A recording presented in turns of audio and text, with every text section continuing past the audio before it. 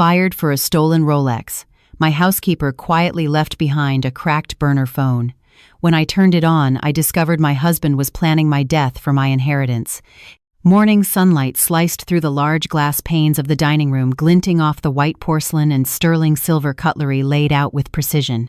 The aroma of freshly brewed espresso and avocado toast, Ryan's favorite, wafted from the kitchen. On the surface, Amelia's life was a perfect oil painting: a handsome, successful husband, a luxurious home in the elite enclave of Greenwich, Connecticut, and complete financial freedom. Amelia placed a coffee cup to the right of Ryan's plate, smiling as she heard her husband's footsteps descending the grand staircase. But the smile slowly vanished when she saw his face. Ryan didn't look like the calm, composed marketing director he usually was. His face was flushed, his hair slightly disheveled, and his breathing was heavy. His crisp white shirt was on, but the cuff on his left wrist was unbuttoned, leaving it bare. "Honey, what's wrong?" Amelia asked softly, reaching out to touch his arm. Ryan brushed her hand away gently, his eyes darting around the room. "My watch, Amy. The Rolex Daytona. Where did you put it?" Amelia frowned. "The Rolex, our anniversary gift. Isn't it always in the watch winder on your dresser?" "It's empty," Ryan snapped, his voice a notch higher than usual, making Amelia jump. "I've checked there. In the drawers in my jacket pockets, nothing. The box is there, but the watch is gone." "Maybe you forgot where you put it last night after coming home from the city," Amelia tried to soothe him, though her own heart began to beat faster at the uncharacteristic panic in Ryan's eyes. It was an expensive watch, easily worth tens of thousands, but Ryan was reacting as if his life depended on it. "I didn't forget, Amelia. I always put it there." Ryan rubbed his face harshly. "I have a huge meeting today with major clients. The big boss from Singapore is flying in. Appearance is everything." Ryan didn't finish his sentence. Instead, he spun around his gaze, locking on the kitchen where an older woman was wiping down the marble island. Maria. The woman in her late 50s had worked for Amelia since before she was married. 10 years of flawless service. Maria looked down her body, trembling slightly under the sudden tension that filled the air. "Maria," Ryan called out sharply. Maria flinched, nearly dropping the cloth in her hand. "Yes, sir." "Did you see my watch, silver band, black dial, the one I usually keep on the dresser?" "No, sir. I would never touch anything on your and Mrs. Amelia's dresser. I only clean the floors," Maria answered, her voice trembling. Ryan strode closer, his steps intimidating. "Are you sure? It's just you and Amelia who have access to our bedroom when I'm at work? Amelia wouldn't take her own husband's things." "I swear to God, sir, I didn't take it," Maria began to cry. Amelia immediately intervened, standing between Ryan and Maria. "Ryan, wait. Don't just accuse her. Maria has been with me for 10 years. She's never even kept the change from grocery shopping. Let's just look again slowly. Maybe it slipped between the sofa cushions or fell in the car." Ryan looked at Amelia with a strange expression.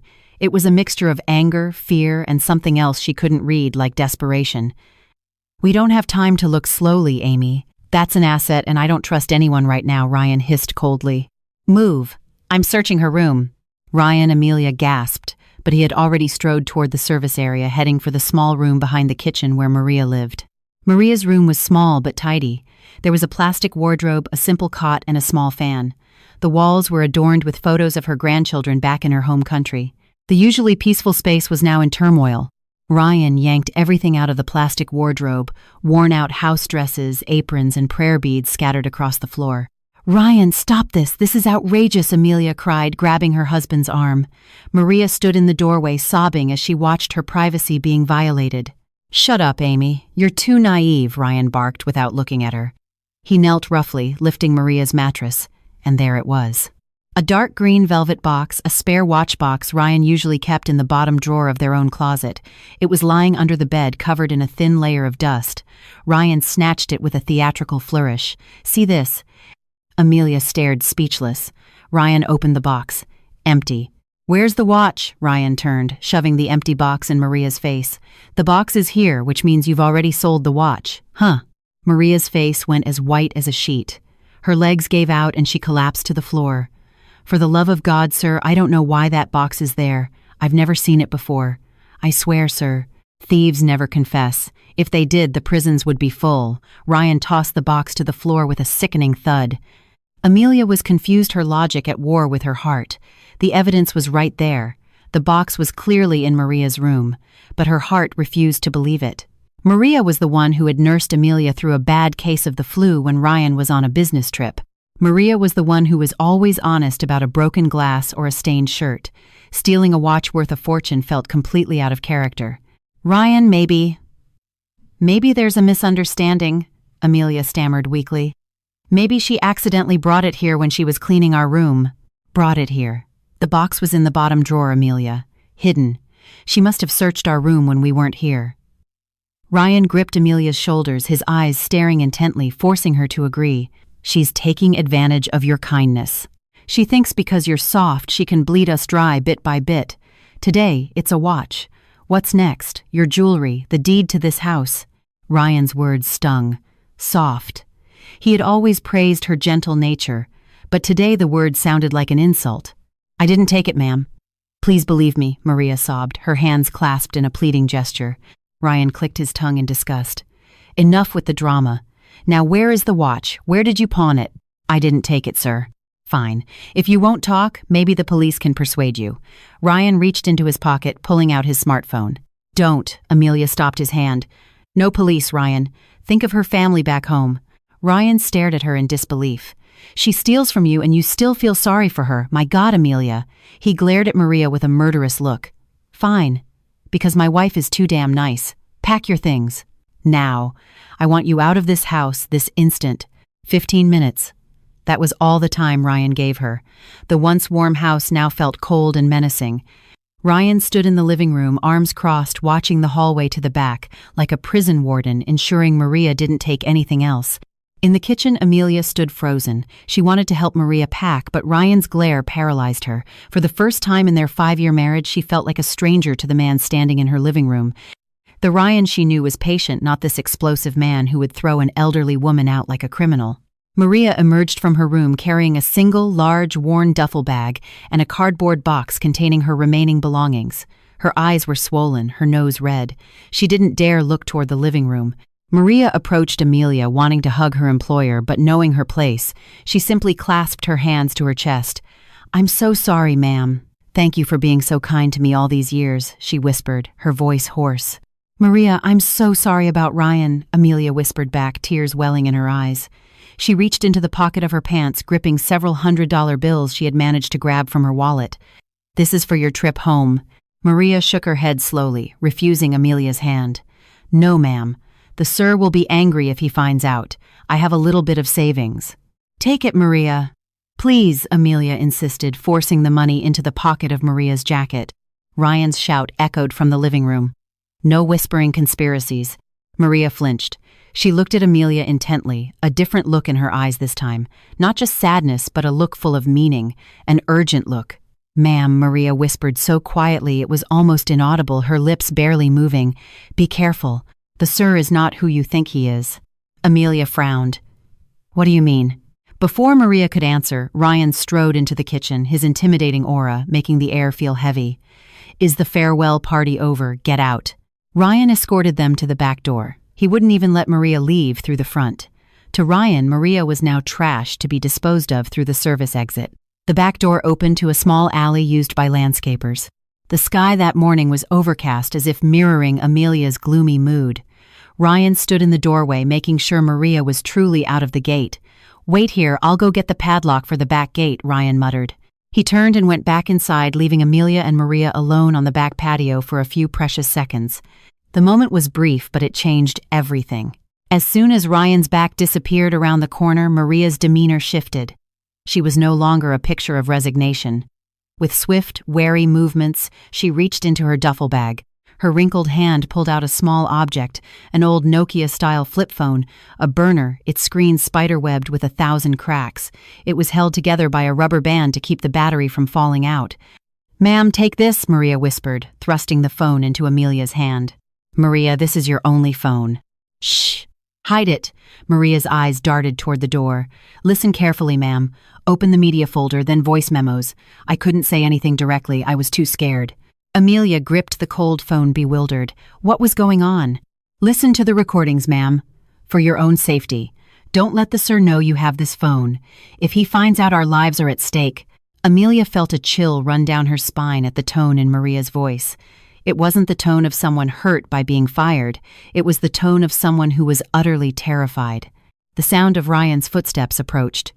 With a reflex she didn't know she had, Amelia tucked the old phone into the back of her waistband, the loose fit of her sweater hiding the bulge. Her heart pounded as if it would burst from her chest. Ryan reappeared with a padlock, his face still hard. "Let's go, out." Maria gave Amelia one last look, a farewell that carried a heavy burden, then picked up her bag and walked out the gate. Ryan immediately clicked the padlock shut with a sound of finality. Done. Ryan let out a long breath as if he'd just shed a great weight. He turned to Amelia, his face softening the mask of the loving husband back in place. He caressed her cheek. "I'm sorry, honey. I had to be firm. It was for our own good. I don't want a thief in this house. I'll find you a new housekeeper from a more reputable agency." Amelia forced a stiff smile. Against the small of her back, the cracked phone felt like it was burning her skin. "Yes, Ryan. You're right," she said softly, her first lie to the husband she had adored. 2 hours later, Ryan had left for the office. He'd rushed out, claiming he had to make his meeting with the Singaporean client even without his lucky Rolex. The large house was now silent, a suffocating silence. Amelia sat on the edge of the bed in the master suite. In her hand lay Maria's Nokia phone. The object looked alien in the luxurious room filled with designer brands. It was grimy, and the screen was severely cracked. Amelia pressed the power button. The screen glowed dimly, displaying the iconic handshake logo distorted by broken pixels. The battery had only 1 bar left. Amelia's fingers, accustomed to an iPhone's touchscreen, felt clumsy on the hard physical keys. Menu. Media. Memory card. Voice memos. There was only one file. Its title was generic Voice 001, AMR. The timestamp was from yesterday afternoon at 4:30 p.m. At that time, Amelia had been at a charity luncheon, and Ryan should have still been at work. Amelia swallowed hard, her finger trembling over the center OK button. Play. At first, there was only static. Then the sound of footsteps. It seemed Maria had recorded this from inside her pocket or through a crack in a door. The sound was muffled but clear. Then she heard Ryan's voice. Perfectly clear. "Yeah, it's safe. I've got the cash." Amelia froze. It was Ryan's voice, but the tone was different. There was no gentleness, no authority. It was harsh, panicked, and cunning. "I don't care if the price is low. I need 20 grand in cash by this evening, man. If not, your guys are going to take me outright." A pause. Ryan seemed to be listening to the person on the other end of the line. "Relax, my wife will never know. She's a fool, easy to lie to. I'm going to create a scene tomorrow morning. The old housekeeper will be the scapegoat. I'll plant the box in her room. Easy." Tears streamed down Amelia's face without her realizing it. Her breath caught in her throat. "Yeah. I sold the Rolex just to pay the interest on this month's debt. As for the rest, the $200,000 I owe from gambling, I'm working on it. The house deed is in my wife's name, but I've already had documents drawn up.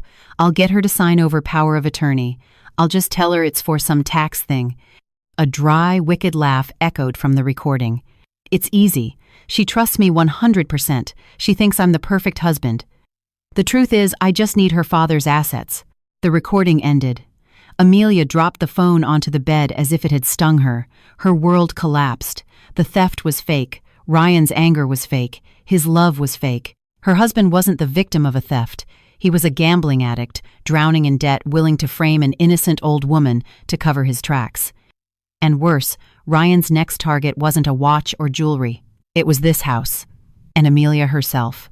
Suddenly, her own iPhone lying on the nightstand buzzed. Ryan appeared on the screen with a picture of him smiling widely. Normally, Amelia would have answered cheerfully, but now the sight of that photo made her stomach churn. Amelia looked at her reflection in the mirrored closet door.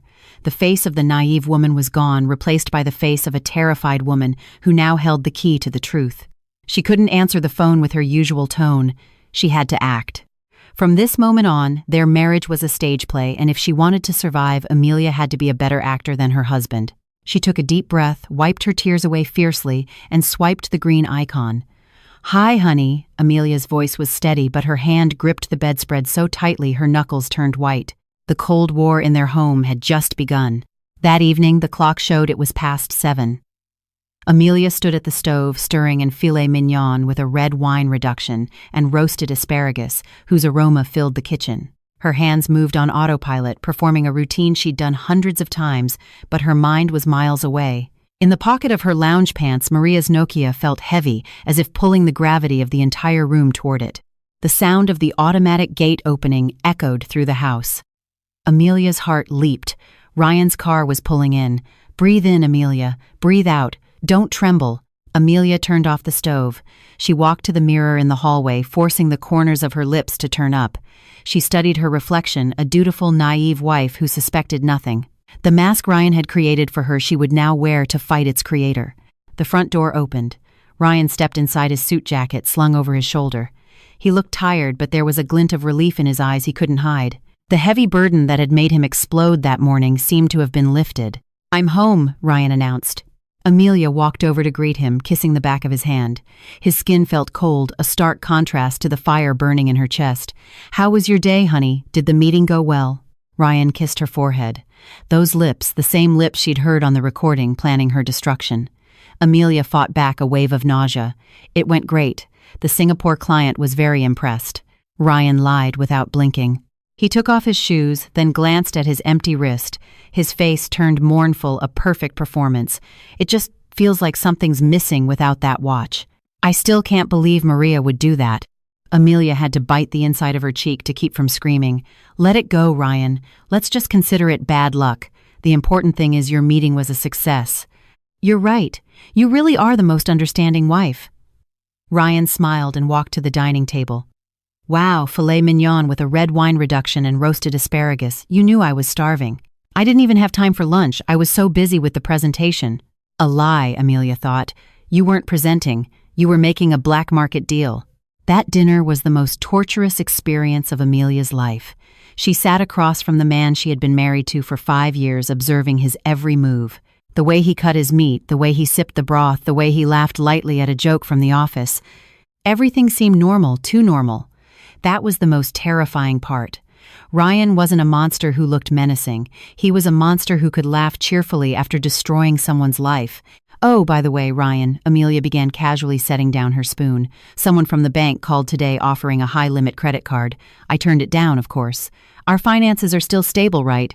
Ryan's spoon stopped moving for a split second. It was almost imperceptible, but Amelia caught it. He cleared his throat. "Why would you even talk to a telemarketer?" "Of course we're fine.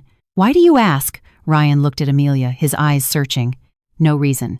It's just that the savings for our future kids' education is in that other account of yours. I just wanted to make sure it's all good.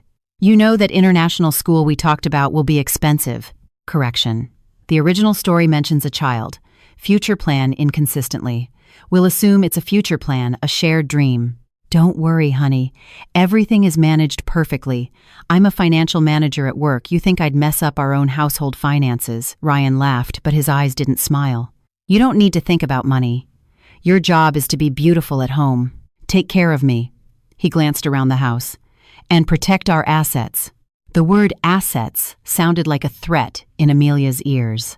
Later that night, as Ryan snored softly beside her, Amelia lay with her eyes wide open. She stared at her husband's back. The back she used to hug as she fell asleep now felt like a cold wall separating her from reality.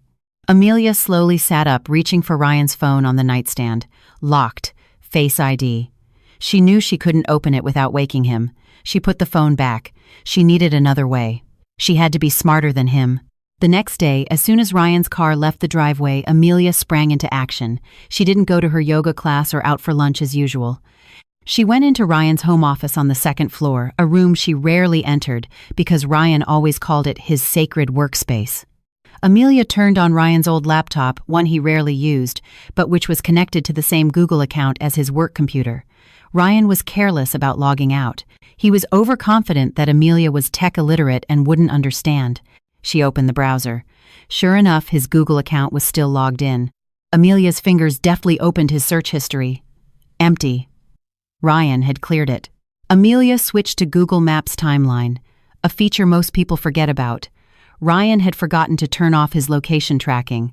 Amelia saw his travel history from yesterday. 9:00 a.m. left the house. 10:15 a.m. arrived in the Diamond District in Manhattan, not his office in Midtown.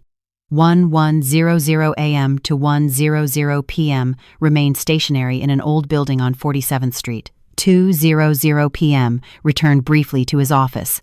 The Diamond District, Amelia murmured. She zoomed in on the map at that location.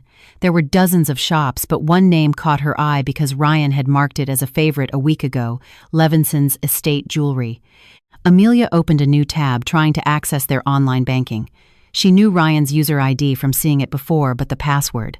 Amelia tried their wedding date. Failed. Ryan's birthday. Failed. Amelia remembered the recording. Ryan mentioned paying off gambling debts. She tried a strange combination she'd once seen, Ryan scribble on a notepad, Dragon 88. Failed. Amelia sighed, almost giving up. Then she saw a small post-it note tucked under the monitor. Ryan's messy scrawl, Mom's B-Day. Amelia typed in the birth date of her late mother-in-law. Login successful. Amelia's heart felt like it stopped when she saw the balance on the screen. Checking account $1.500. Savings account $200. Brokerage account empty. Where did the hundreds of thousands from Ryan's annual bonus go? Where were their joint savings? Amelia clicked on the account activity menu. The screen was a sea of red. Wire transfer out. Zelle payment.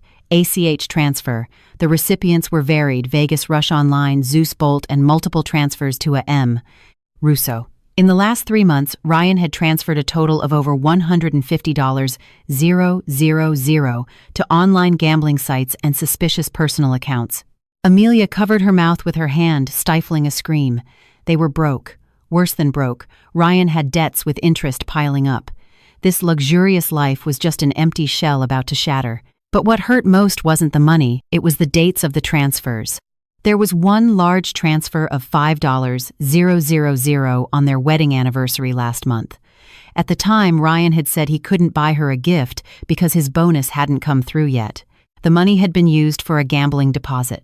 Amelia printed the transaction records, folded them into small squares, and hid them inside a box of tampons in her bathroom, a place Ryan would never touch. Now she had proof of motive, but she needed more concrete proof of the crime. She had to go to the Diamond District. The Diamond District was crowded and hot that afternoon. Amelia wore large sunglasses and a face mask obscuring most of her face. She took an Uber, getting dropped off a block away. Levinson's Estate Jewelry was tucked between a textile shop and a shoe store. From the outside, it looked ordinary, like a dusty old watch shop. But as soon as Amelia pushed open the heavy glass door, the atmosphere changed drastically. A blast of cold air greeted her. The interior was lavish with mahogany and red velvet accents. There were no ordinary display cases. The watches here were kept in locked wall cabinets. A middle-aged Asian man in a silk shirt sat behind a high counter polishing a diamond ring with a microfiber cloth. "Good afternoon. Can I help you selling or buying?" he asked brusquely, his eyes sizing Amelia up from head to toe. Her Hermes bag and Gucci shoes made him straighten his posture slightly. Potential client. "I'm looking for a men's watch," Amelia replied, trying to keep her voice calm and classy. "A gift for my husband. He likes Rolex. I was told you have a good collection here." The man smiled thinly. "Ah, Rolex. We have many. Which model Submariner Datejust?" "Daytona," Amelia cut in quickly.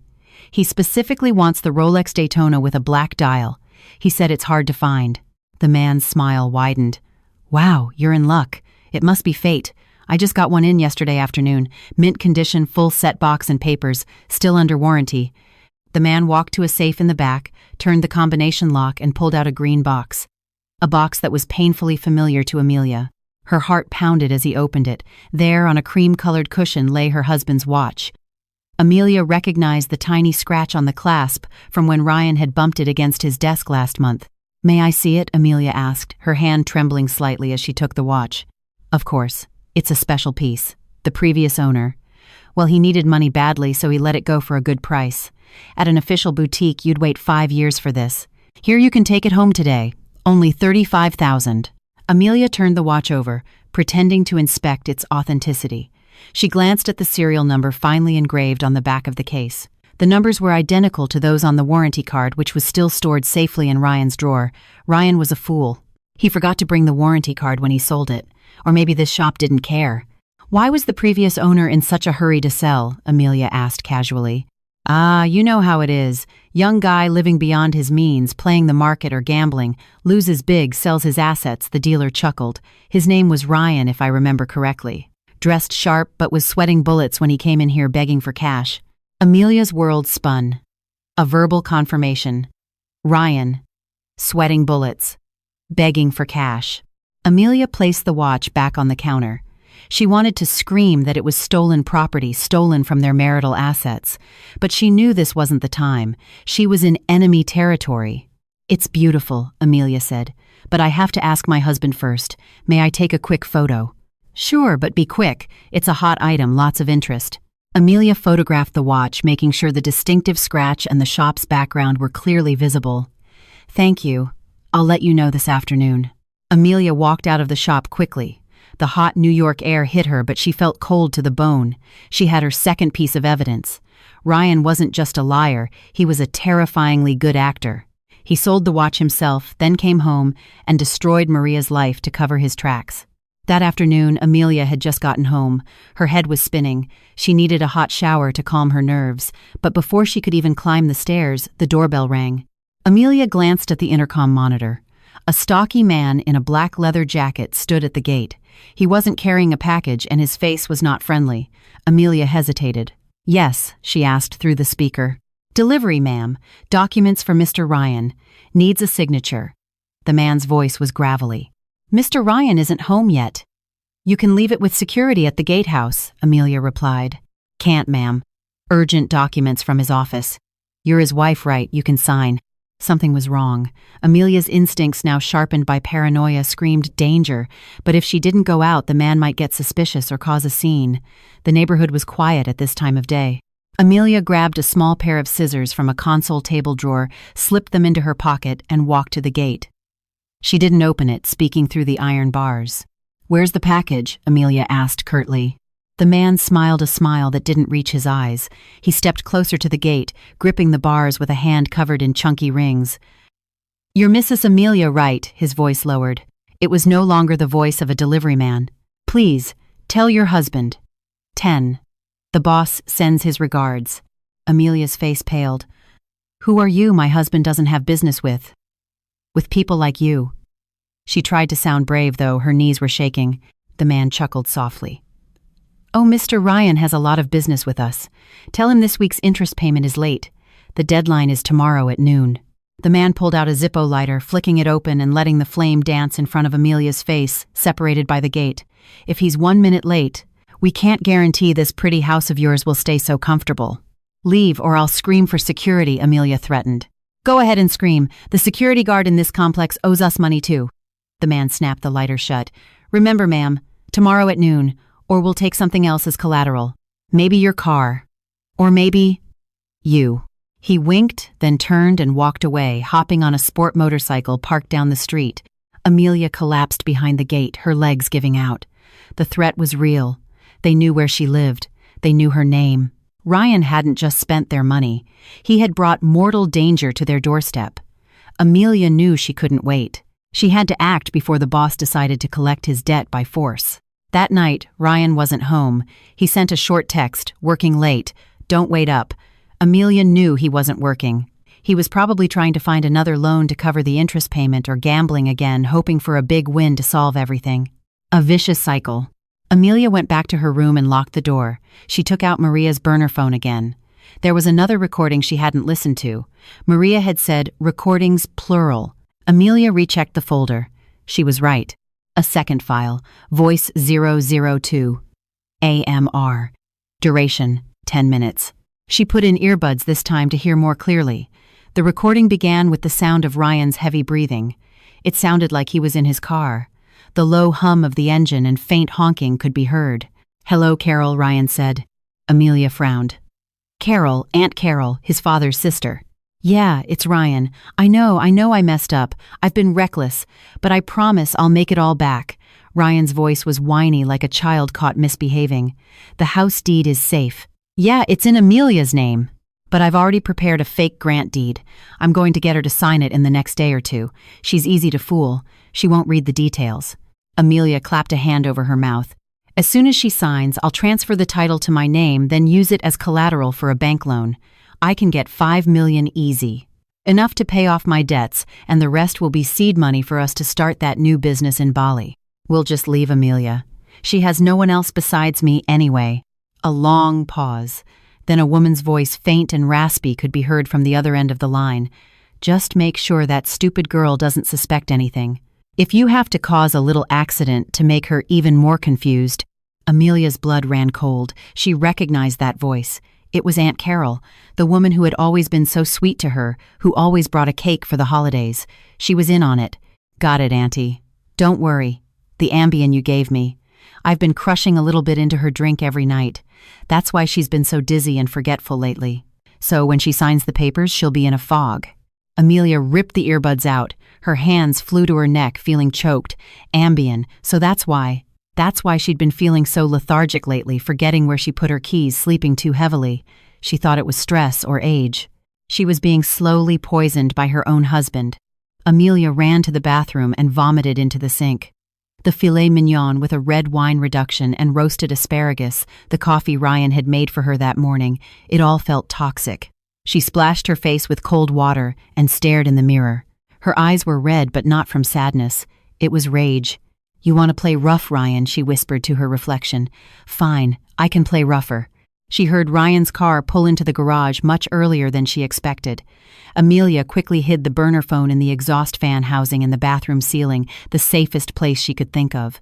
She straightened her clothes, sprayed some perfume to cover the smell of vomit, and left the room.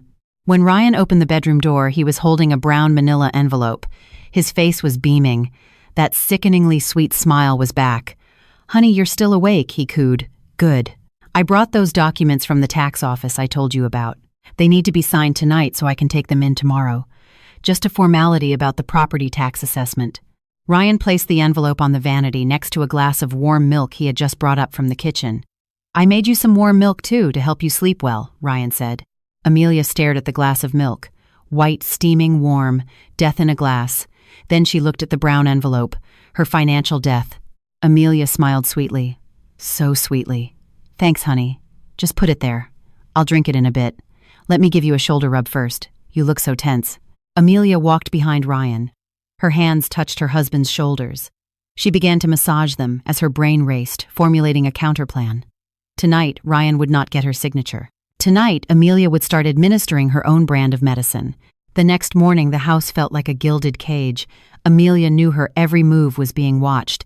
Not by CCTV cameras, Ryan was too cheap to install them inside the house, but by her husband's suspicious gaze. "Where are you going?" Ryan asked sharply when he saw Amelia dressed and holding her purse. He was sitting in the living room pretending to read the Wall Street Journal, though his eyes were red from lack of sleep. Amelia held her breath, then turned with a weary expression she had practiced in the mirror. "To the doctor, Ryan. I've had a terrible headache since last night. I think my vertigo is acting up." Ryan stared at her. The excuse was plausible. The Ambien he'd been giving her should indeed cause dizziness and disorientation. A faint smirk touched his lips, feeling his plan was working. "Okay, do you need me to drive you?" he asked, feigning concern. "No, don't worry. You're busy with those documents for the notary this afternoon. I'll just take an Uber. I don't feel safe driving when I'm this dizzy." "Good. Be careful. Don't stop anywhere else. Come straight home. We need to sign those documents this evening." Amelia nodded weakly and walked out. As soon as the Uber turned out of the gated community, Amelia changed the destination in the app, not to the hospital but to Grand Central Terminal. She had to meet Maria. In a noisy corner of the terminal's dining concourse, amidst the chaos and smell of food, Amelia found the old woman. Maria looked 10 years older than when she'd been kicked out 2 days ago. She sat, clutching her bag, her face fearful every time a stranger passed by. "Ma'am," Amelia Maria almost cried when she saw her. She went to kiss Amelia's hand, but Amelia pulled her into a tight hug instead. A hug between two women betrayed by the same man. "Maria, it's not safe for you to go back home right now." "Ryan knows your address," Amelia whispered quickly. She handed her a thick envelope of cash and a key to a studio apartment. It belonged to a friend of Amelia's who was out of the country. "Stay here for now. It's in Queens. Don't go out unless you have to. Don't use your old phone." Maria took the key with a trembling hand. "Mr. Ryan is evil, ma'am. Pure evil. I heard him talking on the phone with some scary men. They're going to hurt you if you don't sign those papers." "I know, Maria. I heard the recordings. Amelia looked Maria straight in the eye. "Maria, I need one more piece of help. Besides those recordings, did you ever see where Ryan kept his personal documents, the ones not in the bedroom safe?" Maria thought hard. "In the storage closet under the stairs, ma'am, behind a stack of old car part boxes. He used to spend a long time in there late at night. I peeked once. He was putting something into a rusty old cookie tin. Gold." "Thank you, Maria. Now go. Don't contact me unless it's an emergency using this new number." Amelia handed her a new SIM card. After making sure Maria was safely in a taxi heading to Queens, Amelia hurried home. She didn't go to the doctor, but she did stop at a pharmacy. She bought a bottle of vitamins that looked identical to the sleeping pills and a pregnancy test. Not because she was pregnant, but she needed it for an emergency scenario. At 4:00 p.m., Ryan came home early. His face was tense but full of anticipation. In his hand was the same brown envelope from last night. Amelia was on the sofa, massaging her temples. She really did have a headache this time, from the stress of her high-stakes acting. "How was the doctor?" Ryan asked, loosening his tie. "Just stress and gastritis." "He said I need to rest," Amelia replied softly. "Perfect. After you sign this, our burdens will be lessened. You can rest completely." "I'll handle all our assets," Ryan said sweetly. He spread the documents on the coffee table. "Come on, honey. Sign here, here, and here, on the notary seal." Amelia leaned forward, her eyes scanning the document. "Power of attorney to sell. Release of all claims." Ryan wasn't messing around. This document would give him full authority to sell her parents' inherited house without her future consent. "This legal language is so complicated, Ryan." Amelia feigned confusion, squinting. "Power to sell. I thought this was just for taxes." Ryan's jaw tightened. "It's legalese, Amy. That's just the standard format from the lawyer to get the tax deductions. You trust me, don't you?" He held out his expensive Mont Blanc pen, almost forcing it into her hand. Amelia took the pen, her hand shaking. This wasn't an act. She was genuinely terrified. If she signed, it was over. If she refused now, Ryan might resort to violence driven by the looming deadline from his loan shark. "Let me get you some water first," Amelia said, trying to stall. "No. Sign it first," Ryan barked, his patience gone. Amelia flinched. Ryan realized he had snapped. Sorry, honey. I'm just in a hurry. The notary's courier is waiting. Come on, sign." Amelia touched the tip of the pen to the paper. The black ink met the white page. And in that instant, Amelia made her move. "Ouch!" Amelia cried out, clutching her stomach. Her left hand accidentally knocked over a glass of water on the table. Splash water spilled across the table and onto a portion of the documents. Amelia Ryan yelled in panic, grabbing the papers to save them from the spreading puddle. "Sorry, Ryan, my stomach is cramping so badly," Amelia moaned, curling up in pain. Ryan was busy dabbing the documents with a napkin. Luckily, only the top page got wet. The signature page is fine. He pushed the last page towards her again. "Quick, sign it before it all gets ruined." Amelia took the pen again. This time she had no other choice. She signed her name over the notary seal. Ryan's face broke into a wide grin as he watched the ink dry. He snatched the paper, stuffed it back into the envelope, and clutched it like a child with a new toy. "Done. You go rest now. I have to get this to the courier." Ryan kissed her cheek quickly and rushed out of the house. Amelia sat up straight. Her stomach ache vanished instantly. She watched her husband's retreating back with a cold gaze. Ryan didn't realize that during the water spill incident, in the chaos of wiping the table, Amelia had swapped his Mont Blanc with a pen she'd bought earlier that day, a Frixion erasable gel pen. And more fatally for Ryan, she had signed her name with a slight deliberate alteration to the loops in the A and I'm. A microscopic difference that would cause the bank's signature verification to fail when compared against her official ID. The bank would reject Ryan's loan application, but Ryan would only find that out tomorrow when he was standing confidently in front of the bank manager, and by then, Amelia had to be ready for his rage. That night passed with an eerie calm. Ryan came home with a box of fancy cupcakes, acting like the best husband in the world. He felt he had won. He felt he held the deed to the house in his hands. "I'm taking a half-day off tomorrow," Ryan said while eating a cupcake, "to finalize the tax stuff." "Okay, honey," Amelia replied curtly. While Ryan was in the shower, Amelia moved quickly to the closet under the stairs. As Maria had described, it was musty and dusty. Amelia moved aside boxes of old car parts. In the darkest corner, hidden under a greasy rag, was a rusty old tin of Danish butter cookies. She opened it. Inside were not cookies, but a pile of used SIM cards, a few voided checks, and a small black notebook. Amelia opened it. It was Ryan's ledger of sins. January lost $20K poker. February lost $15K slots. March borrowed $50K from Aunt Carol. Collateral Amelia's SUV title. Amelia ran to the drawer where she kept the title for her Honda CR-V. Empty. Her car had been mortgaged to Aunt Carol for a month. She returned to the book. The last page detailed his plan: target Greenwich House, estimated value $8M, plan quick sale for $5M cash, escape to Bali with Aunt Carol and Vina. Vina, who was Vina? Amelia flipped a page. A photo was tucked inside. A photo of Ryan with his arm around a young, sexy woman at a nightclub. On the back was written, "My lucky charm, Vina." Amelia's hand crumpled the photo. So it wasn't just gambling. There was another woman. And Aunt Carol, his own aunt, supported all of it. They were a syndicate of family parasites. Amelia put the tin back, but she took the black book and the photo. Tonight she would start playing with Ryan's sanity. When Ryan came out of the bathroom, he found a piece of paper on his pillow. On it was written the number $35,000, the exact price he'd sold the Rolex for. Ryan's eyes widened. He looked at Amelia, who was calmly brushing her hair at her vanity. "What is this, Amy?" he asked, his voice shaking. Amelia turned, feigning innocence. "What, honey? Oh, that piece of paper. It fell out of your work pants when I was putting them in the laundry basket. What is it?" Ryan's face was pale. He knew he hadn't written that.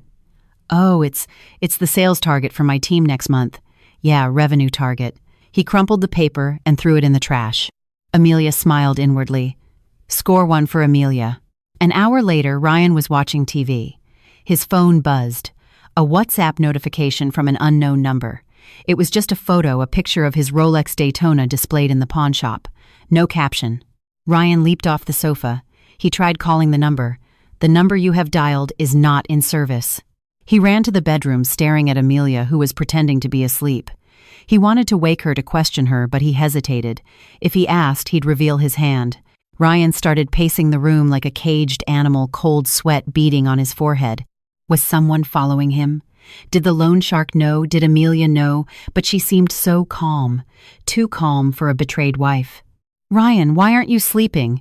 You're making me dizzy with all that pacing," she mumbled with her eyes closed. "No, it's nothing. Just insomnia," Ryan stammered. He swallowed 2 of the Ambien pills, the ones meant for Amelia, because now he was the one who needed to be sedated. Under the covers, Amelia smirked. "Enjoy your nightmares, my dear husband." The next day was D-Day. Ryan left at dawn, clutching the envelope with the signed documents. He wore his best suit, trying to look confident despite the dark circles under his eyes. Amelia waited at home. At 10 a.m., she made a phone call to Ryan's office. "Hello, may I speak with Human Resources, please? This is Amelia, Ryan's wife. I'm just calling to confirm something about his health insurance." "Oh, Mrs. Amelia. Mr. Ryan hasn't worked here for 2 months. He was terminated for misappropriation of company funds." Amelia hung up, her hand trembling. So Ryan had been fired. For 2 months, he had been leaving in the morning and coming home at night just to gamble at online cafes or hang out at Aunt Carol's. He had no salary. The grocery money he'd given her last month was from selling more of her jewelry. 11:30 a.m. Ryan's phone, which Amelia had bugged with a tracking app she'd installed while he was sedated, showed his location at a major private bank in Midtown. Amelia pictured the scene: Ryan handing over the documents, the teller checking a supervisor being called, and finally, the rejection. Sure enough, at 12:15 p.m., Amelia got a call from the complex security on the intercom. "Ma'am, there are some men here looking for Mr. Ryan. 3 of them, big guys. They seem impatient." The loan shark's men. The deadline had passed. "Tell them he's out and do not let them in," Amelia ordered. "They're insisting, ma'am. They're waiting right outside the main gate." Amelia cut the intercom. She took her phone and sent a short text to Ryan's number. "Ryan, some men are at the house. I think they're friends of yours. They're carrying crowbars." Across town in the bank lobby, Ryan had just been escorted out by security for causing a scene when his loan application was flatly rejected. The reason signature not a match and the ink used was partially erased by the heat of the scanning machine. Ryan read Amelia's text. His face went from red with anger to a pasty gray. "Loan denied. Thugs at his house. He was trapped. He couldn't go home, but he had no money to run. The only place he could vent his fury and force Amelia to re-sign correctly this time was at home. He had to risk it. He had to sneak in through the back. Ryan called Amelia. "Amy, listen to me. Don't leave the house. Lock all the doors. I'm coming home now." "Ryan, who are they? I'm scared," Amelia said, her voice a perfect imitation of panic. It's a misunderstanding. Just stay inside. Don't open the door for anyone but me." Ryan hung up. He floored the gas weaving through Manhattan traffic like a madman. He had no idea that Amelia was sitting calmly at her dining table sipping jasmine tea. On the table in front of her was the original deed to the house, which she had moved to a safe deposit box a year ago on a bad premonition. The final stage was set. Ryan managed to get into the house through a side garage door, unseen by the thugs at the front gate. He burst in breathless, his suit wrinkled, his hair a mess. The house was quiet, the curtains drawn, the lights dim. On the dining table, candles were lit. 2 plates of steak sat cold alongside a bottle of wine. Amelia was sitting at the head of the table wearing an elegant maroon dress. Her makeup was flawless, a stark contrast to the chaos Ryan felt. "Ryan, you're home. How did you get in? Your guests are still out front," Amelia greeted him softly. Too softly. Ryan didn't care about the steak or the candles. He strode toward her, gripping her shoulders. "What did you do to that document?" he hissed. "Your signature was wrong. The bank rejected it.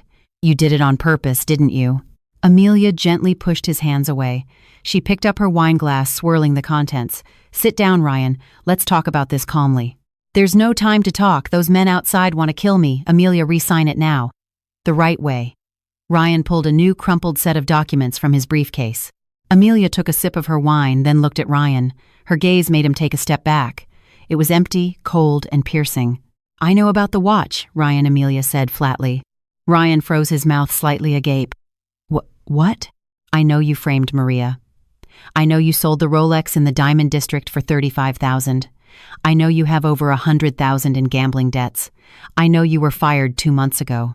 Each sentence was a sledgehammer blow, and Amelia held up the small black notebook she'd found. "I know about Vina, and your plan to throw me away after you drained all my assets." Ryan was frozen solid. The anger on his face morphed into pure horror. His mask shattered into a million pieces. The stupid wife he'd underestimated had uncovered all of his secrets. "How? How did you find out?" Ryan's voice was a hoarse whisper. Amelia placed the book on the table. "From Maria's old burner phone that you dismissed. She recorded everything, Ryan. Your disgusting plans, your phone call with Aunt Carol, all of it." Ryan stared at the black book, then at Amelia's face. Slowly, the fear in his expression vanished, replaced by something far more terrifying: desperation. He laughed, a small chuckle that grew into a loud, crazed laugh. "Wow. So my wife is smart after all. I misjudged you." Ryan walked to the front door, locked it, and pocketed the key. Then he walked to the kitchen and pulled a large carving knife from the wooden block. "Well, if you know everything, then I guess I don't have to pretend anymore, do I?" Ryan twirled the knife in his hand, his eyes wild. "I need that money, Amy, and I'm going to get it, either with your willing signature or with your dead thumbprint. The choice is yours, darling. Sign this now, or I'll make sure those thugs outside find your body and think they're the ones who killed you." Ryan stepped forward. Amelia remained seated. She didn't run. Her right hand slowly moved under the table, gripping something she had taped there earlier. "Did you think I was that stupid, Ryan? To plan a romantic dinner with a murderer without being prepared?" The dining room lights suddenly went out. Total darkness. It wasn't an accident. Under the table near her knee, Amelia had attached a smart plug to the main lamp. With a single tap on her phone hidden in her lap, she cut the power. "Damn it, Amelia, turn on the lights!" Ryan's panicked shout echoed in the dark. There was a loud screech as a chair was shoved back, followed by the thud of the knife hitting the wooden table. He had swung it blindly. Amelia didn't answer. In the darkness, she slipped from her chair, crawling silently across the thick rug toward the kitchen island. Ryan's breathing was heavy and ragged. "Don't play games with me, Amy. The door is locked. I have the key." A blinding white light cut through the darkness. Ryan had turned on his phone's flashlight. The beam swept wildly across the room. Amelia hid behind the marble island, her heart pounding. Ryan looked terrifying, his face lit from below a demonic silhouette. His expensive jacket was gone, his shirt soaked with sweat, the carving knife gripped tightly in his hand. "Come out, you bitch," he screamed, kicking a dining chair over. "Sign the damn papers or I'll cut off your fingers one by one until you're willing to hold a pen." Outside, a loud banging started at the front gate. "Bang, bang, Ryan, get out here, we know you're in there." The thugs' voices were muffled but clear. Ryan glanced toward the front window, his face pale. He was trapped. In front, deadly debt collectors. Inside, a wife who held the keys to his destruction. The pressure snapped his sanity completely. "This is all your fault, Amelia," he raved. He started walking toward the kitchen, waving the flashlight and knife. "If you weren't so cheap, if you'd just died sooner like your parents, I wouldn't be in this mess." Amelia fumbled in a nearby drawer. She was looking for the weapons she had prepared. Not a knife. Her hand found a cold cylinder, a portable fire extinguisher, and a can of pepper spray. Ryan was getting closer. The beam of light swept the floor, nearing her hiding spot. "Ah, there you are," he hissed, spotting the hem of her red dress. He lunged. Amelia leaped up. "Eat this, Ryan." She discharged the fire extinguisher directly in his face. A cloud of white chemical powder filled the air, choking him. "Arg, my eyes," Ryan screamed, dropping the knife. He clawed at his stinging eyes, choking on the powder. Amelia didn't waste a second. She kicked the knife far under the refrigerator and ran for the stairs. Her destination, the master bathroom on the second floor, her final fortress. She ran up the stairs, tearing the slit in her dress higher to move faster. Below, she could hear Ryan coughing and cursing. "Amelia, I'm going to kill you." His heavy footsteps followed. He was chasing her, fueled by pure rage. Amelia slammed the master bedroom door, locked it, then ran into the ensuite bathroom, locking that door too. 2 layers of protection. She climbed onto the vanity, opened the exhaust fan cover, and pulled out the Nokia burner phone and a small power bank. The phone turned on. She hit speed dial Heshone. It wasn't 911. It was her father's senior lawyer, Mr. Davies, who had a direct line to the local police chief. "Mr. Davies, help, Ryan is trying to kill me," she screamed into the phone. Outside, a heavy thud hit the bedroom door. Crack. The door burst open. Now he was at the bathroom door. "Open up, Amelia. It's useless calling the police," he yelled. "Those thugs will get in here before the cops do. If they get in, we're both dead. Give me the deed. It's the only way we survive." Amelia backed into the corner of the bathroom, turning on the shower full blast to muffle her voice. "He's at the door," she said into the phone. "He has a knife. He confessed to everything. Please record this as my dying declaration if I don't make it." "Stay on the line, Amelia." Mr. Davies's voice was firm. "I'm on my way with a tactical unit." Suddenly, the sound of shattering glass came from the bedroom. It wasn't Ryan. The sound was from the balcony. The thugs. They had climbed the gate and gotten to the second-floor balcony. Ryan went silent. He was now trapped in the bedroom with the debt collectors while Amelia was safely locked in the bathroom. "Well, well, Mr. Ryan." Hard man to find, a deep voice boomed. "The boss sends his regards." Amelia pressed her ear to the door. Wait, man," Ryan's voice was panicked, pleading. "Don't hurt me. My wife is in the bathroom. She has the deed. Break down the door and take it. It's all yours." Tears fell from Amelia's eyes. Even at the end, he was trying to sacrifice her. "Move," the thug's voice said. Kaboom! A powerful kick hit the bathroom door. It splintered. Kaboom! The hinges buckled. Amelia looked around for a weapon. A shampoo bottle, a toothbrush. Useless. Wait. Her hair straightener. It was still plugged in from earlier, its indicator light glowing red. 450 degrees Fahrenheit. She unplugged it, gripping the handle like a hot dagger. Crash. The door flew open. A thug in a leather jacket stepped in, a triumphant sneer on his face. Behind him, Ryan trembled, his face caked in white powder. "The deed, pretty lady," the thug said, reaching for her. Amelia didn't flinch. "I don't have it. The original is in a safe deposit box. I swallowed the key." The thug laughed. "Don't be a comedian." He lunged to grab her hair. As his hand shot out, Amelia swung the hot straightener with all her might, clamping the scorching ceramic plates onto his palm. The smell of burning flesh filled the small room. "Arrgh," he howled, yanking his hand back. Seeing his chance, Ryan didn't help his wife. He shoved the injured thug at Amelia and bolted for the balcony, intending to jump. "Get him!" the burned thug yelled to his partner. Amelia was knocked backward into the bathtub, her head hitting the tile. Her vision swam. The burner phone clattered to the wet floor. The injured thug got up, his eyes red with rage. He pulled out a switchblade. "You're dead!" Amelia scrambled her hands, finding a bottle of heavy-duty porcelain cleaner. As he swung the knife, she splashed the caustic liquid in his face. Another scream. He was temporarily blinded, swinging the knife wildly. Amelia crawled out of the tub and ran from the room. On the balcony, Ryan was dangling from the railing, hesitating to jump. He saw Amelia. "Help me, Amy. Pull me up," he begged. Amelia stood in the doorway staring at her husband. In the distance, sirens grew louder. "Do you hear that, Ryan?" she asked coldly. "Please, Amy, I'm going to fall." Amelia stepped forward not to help, but to pick up Ryan's phone, which had fallen to the floor. The screen showed an incoming call from Aunt Carol. Amelia answered and put it on speaker. "Ryan, where are you? The police are raiding my house. They know about the money laundering. You have to run, Ryan. Don't you dare involve me," Aunt Carol's hysterical voice shrieked before the line went dead. Ryan heard it all. His face was a mask of utter despair. His world was over. "Enjoy the hell you've created, Ryan," Amelia whispered. She turned and walked back inside, leaving him hanging there. A moment later, the front door was smashed open, not by thugs, but by a SWAT team with Mr. Davies right behind them. "Police, don't move."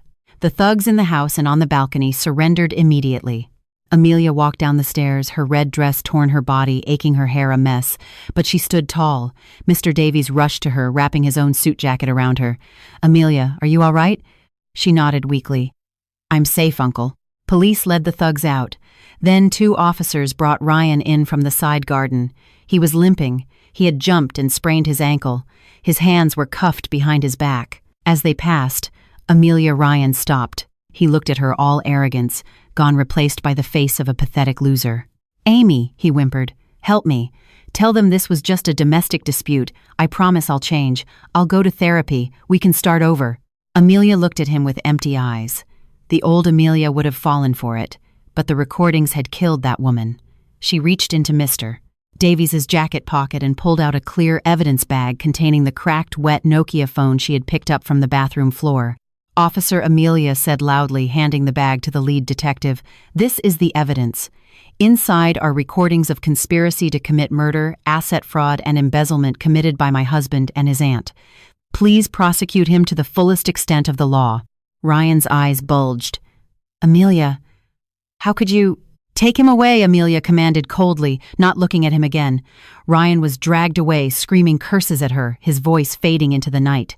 The night ended with Amelia sitting on the sofa in her wrecked living room surrounded by a crime scene investigation team. This house wasn't a palace, it was a stage, and tonight the final curtain had fallen. 6 months later, the sound of waves crashing against the shore was a soothing balm. A sea breeze fluttered the white curtains of a small, charming villa on the coast of Santa Barbara, not lavish but warm and comfortable. Amelia sat on the terrace with her laptop, checking the reports for her new business, an online boutique she had built from the personal savings she'd managed to salvage. The legal battle had been long and draining, but the result was satisfying.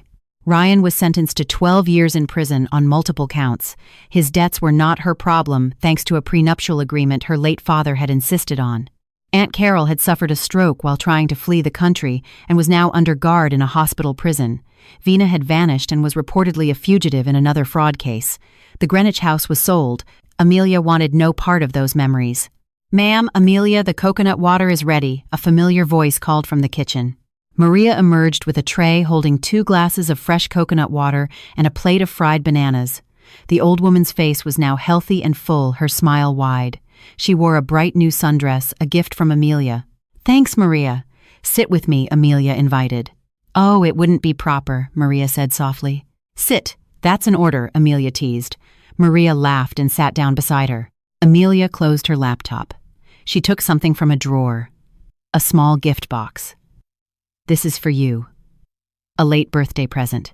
Maria opened it carefully. Her eyes widened. Inside was the latest smartphone, sleek and new. "Oh my goodness, ma'am. My old one still works." "That old phone is a retired war hero." Maria Amelia smiled. She pointed to a small glass frame on the living room wall. Inside, mounted like a museum piece, was the cracked Nokia phone with its rubber band. It was a monument. A worthless little object that had saved both their lives.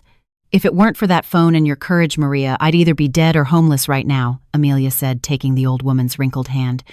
Maria wiped away a tear. "I just did what was right, ma'am. God is always watching. Bad people will always fall. Good people will be safe."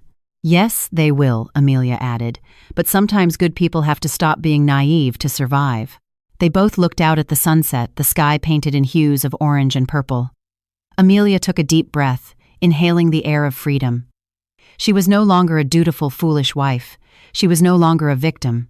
The wounds in her heart might never fully heal like the cracks in that old Nokia's screen, but it was through those cracks that the light had finally gotten in, allowing her to see the world and herself more clearly. Her new phone buzzed. A flood of new orders for her boutique. Life went on. And this time Amelia was in complete control of her own story.